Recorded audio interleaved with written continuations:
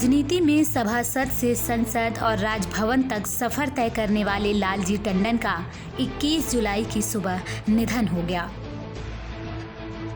लालजी टंडन को बीमारी की वजह से 11 जून को लखनऊ के मेदांता अस्पताल में भर्ती कराया गया था, जहां उनका इलाज चल रहा था। कुछ दिनों पहले ही डॉक्टरों ने हेल्थ बुलेटिन जारी कर उनकी हालत स्थिर बताई थी। हालांकि अचानक उनकी तबीयत फिर खराब हुई और वो देश को अलविदा कह गए। मेदांता में 21 जुलाई की सुबह 5:29 पर लालजी टंडन ने अंतिम सांस ली। लालजी के निधन पर यूपी में 3 दिन का और एमपी में 5 दिन का राजकीय शोक घोषित किया गया। वहीं लालजी टंडन के निधन पर पीएम नरेंद्र मोदी, यूपी के सीएम योगी आदित्यनाथ, एमपी के सीएम शिवराज सिंह चौहान से लेकर कई दिग्गज नेताओं ने शोक प्रकट किया। इनके साथ उनका बहुत ही एक जीवंत संपर्क था। सबको बेहद तकलीफ हुई है उनके न रहने के कारण। मैं उनके प्रति अपनी श्रद्धांजलि अर्पित करता हूँ। मध्य प्रदेश के महामहिम राज्यपाल से लालजी टंडन जी का आज आकस्मिक निधन हुआ है। श्री टंडन जी के निधन पर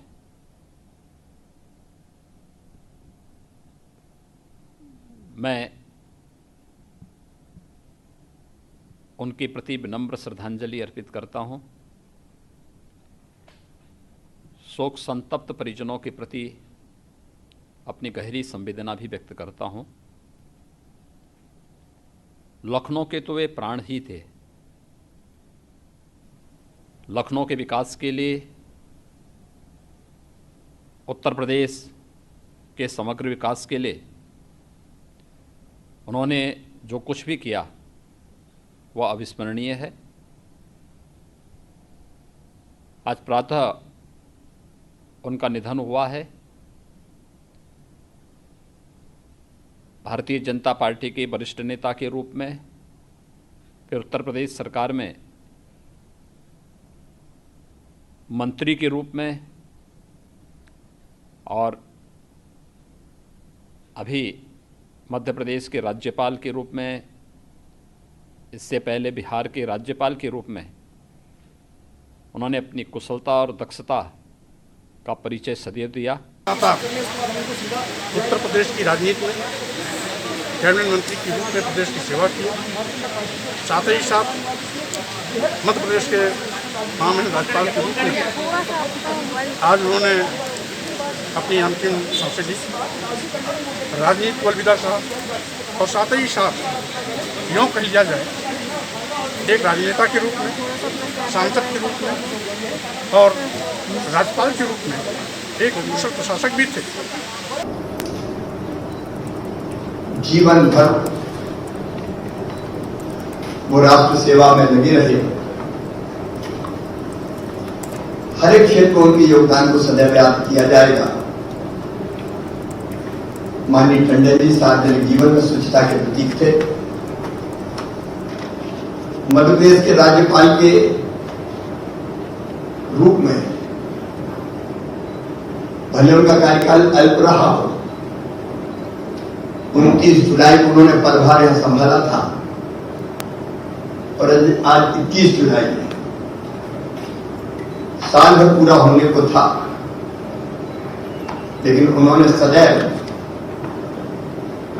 हमें जनहित में मार्गदर्शन भी दिया, प्रेरणा भी दी। लालजी टंडन न सिर्फ एक दिग्गज नेता थे, बल्कि यूपी के लखनऊ के रहने वाले लालजी मायावती के राखी भाई के साथ साथ पूर्व प्रधानमंत्री अटल बिहारी वाजपेयी के काफी करीबी थे।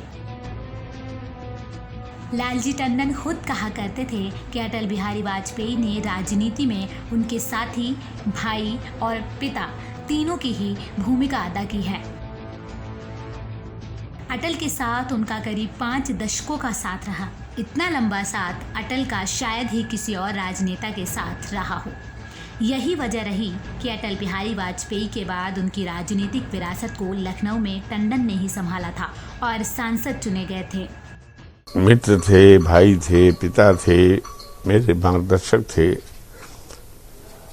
जिस रूप में भी इतना लंबा साथ शायद जीवित लोगों में किसी का नहीं रहा है। सभासद से संसद और फिर राजभवन, कैसा रहा लालजी टंडन का सफर?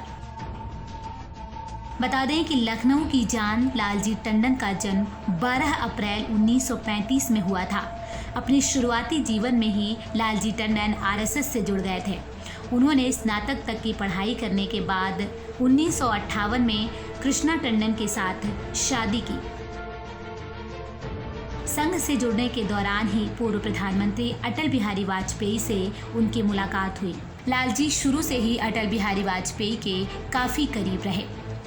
कैसा रहा लालजी टंडन का राजनीतिक सफर, आइए जानते हैं। 1960 में शुरू हुआ राजनीतिक सफर। इंदिरा गांधी सरकार के खिलाफ जेपी आंदोलन में लिया हिस्सा। जेपी आंदोलन के दौरान 2 बार जाना पड़ा जेल, 2 बार पार्षद और 2 बार विधान परिषद के रहे सदस्य। 1979 से 1984 और 1990 से 1996 में यूपी विधानसभा परिषद के रहे सदस्य। 1991 से 1992 में यूपी की कल्याण सिंह सरकार में मंत्री बने। इतना ही नहीं, लालजी टंडन को उत्तर प्रदेश की राजनीति में कई अहम योगदान के लिए भी जाना जाता है। 90 के दशक में प्रदेश में बीजेपी और बसपा की गठबंधन सरकार बनाने में भी उनका अहम योगदान माना जाता है।